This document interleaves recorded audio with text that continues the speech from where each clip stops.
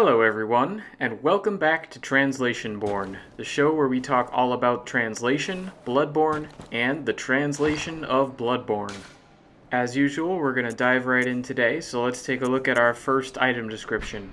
Cainhurst Invitation. An old invitation stained with blood. Inexplicably, your name is displayed on that letter, inviting one to the now-lost Cainhurst. Ride the horse-drawn carriage sent to meet you at the Hemwick Crossroads. So, I think that's a pretty straightforward translation, but there are a number of nice touches here that I want to bring up as I step into this boss fight. First, there's the name of the item itself, which could have been kept as a more literal Cainhurst Invitation, but which instead has received the official translation of Cainhurst Summons. And this, I think, adds a lot to the mysterious and unsettling tone this item seems to be going for, because referring to this letter as a summons lends the sender an air of authority that isn't really implied by the word invitation, and it calls to mind a somewhat more antiquated type of speech as well. It just seems more fitting to be summoned by a king or queen as opposed to simply being invited. I also feel like it makes the letter seem more personalized. It reads more like the player character has been singled out by someone intent on seeing them. This ties in quite nicely with the circumstances under which you find this letter, where it's actually been placed in the same room on the same hospital bed as where the player character first woke up in the game. Together with the line about how the letter has rather bafflingly been addressed to the PC, it really helps to subtly build up the idea that this invitation was somehow sent specifically to our character, however impossible that might be. This actually brings me to the second thing I wanted to highlight, which is how the line about who the invitation is addressed to is placed. My more literal translation actually has the effect of somewhat toning down this information, because it's just part of a clause at the beginning of a sentence containing more information. The official English has wisely chosen to separate out this bit of info into its own sentence, and to put the most crucial bit of it at the end of that sentence. Notably, the Japanese is quite similar. Because of the different construction of Japanese sentences, while the more literal English translation I provided starts off with, inexplicably, your name is displayed on that letter, this information is actually presented in the second half of the Japanese sentence, which is separated out onto its own line. Clearly, the translators understood here that the idea that this mysterious letter has your name on it for some reason is meant to come across as surprising, creepy, and with a lot of emphasis, and they were able to find a wording and arrangement of lines in the official English to accurately get that across, which I think was a nice touch. And now I just wanted to briefly acknowledge the name, or names, of this boss before the fight is done. Really, there isn't a lot to say here. Each one of these enemies has the same name, each of which is displayed above its health bar, and they all translate literally to Shadow of Yharnam, which is exactly what they've been called in the official English translation. Interestingly, the English name used to refer to this boss fight as a whole, Shadows of Yharnam, is a case where people have naturally added a plural where none is specifically indicated in Japanese. It makes sense that this would be the case, since you're actually fighting 3 Shadow of Yharnam enemies, but it's another interesting example of that quirk of Japanese, where any given noun could be being used in the singular or in the plural. The Japanese group name for this boss is actually Yharnam no Kage, just as each individual boss is also Yharnam no Kage. Of course, nowhere is the official boss name listed as either Shadows of Yharnam or Shadow of Yharnam, since the approach for this fight was to name each of the 3 different enemies Shadow of Yharnam, without bothering to give an official name for the overall fight. Apparently, some English fan-created resources have even stuck to the singular in referencing this boss battle, though I think the plural makes a bit more sense. Either way though, that boss is behind us now. Let's talk about something else. Cannon. A large firearm prototyped by the Healing Church Workshop. A piece consisting of a mounted cannon employed as is as a handheld gun. Due to its ridiculous weight, recoil, and quicksilver bullet consumption, back then it was abandoned long before being put into practical use.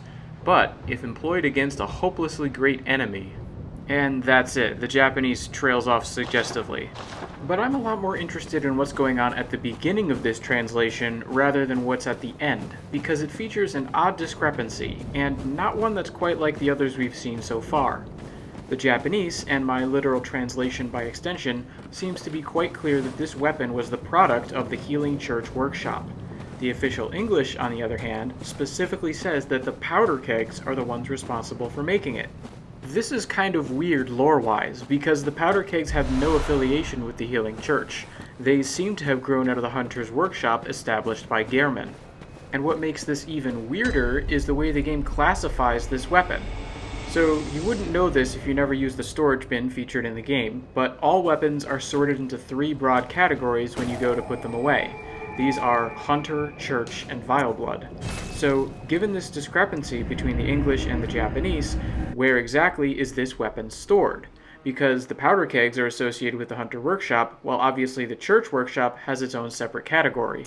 As it turns out, the cannon is stored in the Hunter Workshop category, implying that the official English is the more accurate version in this case. In fact, in looking up this discrepancy, I stumbled across a Japanese site where people asked the reasonable question, if the cannon is a church weapon, why is it stored in the Hunter category? The response was that it's described as being made by the powder kegs in English. From a lore perspective, this kind of makes sense. After all, what bigger booms could there be than strapping a cannon to your arm? On the other hand, we also know that the Church was looking to change traditional hunter techniques to focus more on larger beasts due to the extent of the transformation brought out in clerics. And there are a few similar Church weapons that we'll run into later. Actually, since the cannon we find is also described as an abandoned prototype, I think it's possible to create something of an interesting narrative out of this linguistic ambiguity. The idea would be that the Church came up with a prototype for a cannon, abandoned plans early in development, and then the powder kegs actually produced a working model. Perhaps this could explain in part why the powder kegs are described as workshop heretics, because they stole Church designs and then put them to their own use.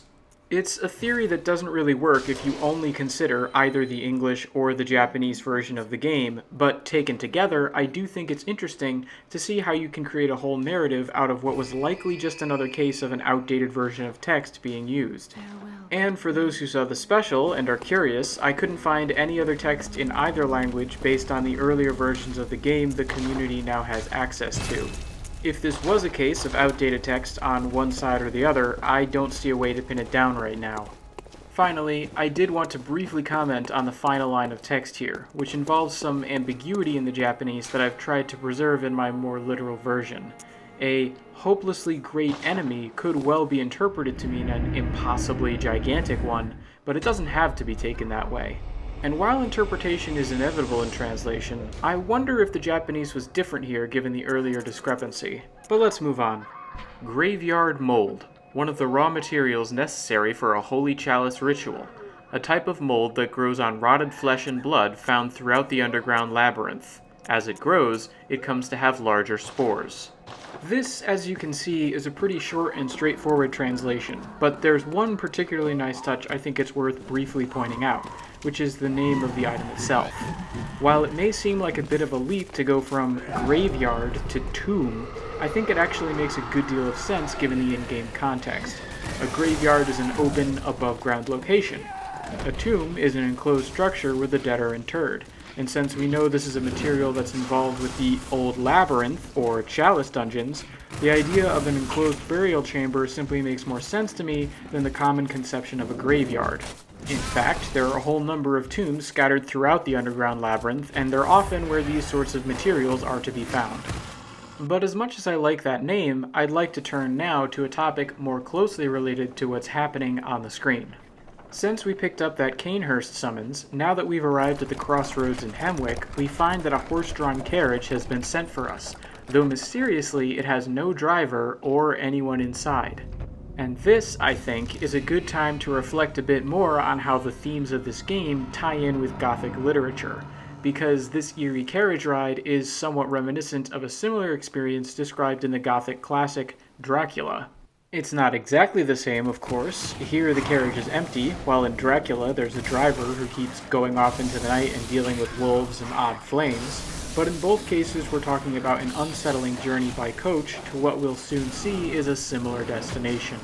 Anyway, I did want to revisit some of the characteristics of Gothic literature that I first brought up back in episode 3, now that we've seen some more of the game. First, there's the atmosphere of mystery, suspense, and fear. Even just looking at the way we're meant to find the Cainhurst Summons, I think it's plain to see that this is what the game is going for. Everything about this set of interactions, from finding an invitation addressed to the player character by name waiting on their own hospital bed, to an empty carriage showing up at the crossroads in an area ruled by witches, it all seems designed to be mysterious and suspenseful. Second, there are the paranormal creatures. Certainly we've seen a number of werewolves up to this point, as well as a preoccupation with beasts, but at the risk of getting a bit ahead of things, keep your eyes open going forward for other classics like ghosts and gargoyles. Then there's the role of the clergy, which is sometimes depicted as being weak or outrageously evil. And it certainly does seem that the more we learn about the healing church, the more applicable this gets, and not just because we had to fight a bestial vicar in order to get this far.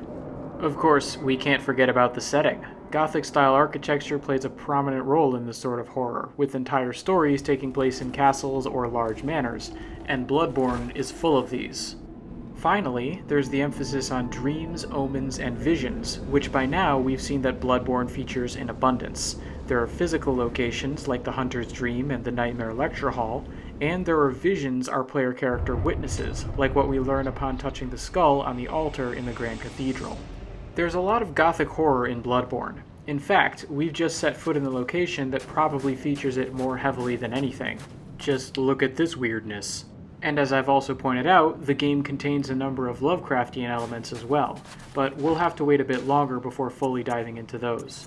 In the meantime, I think it's time we got back to analyzing some item descriptions. Here's a more substantial one.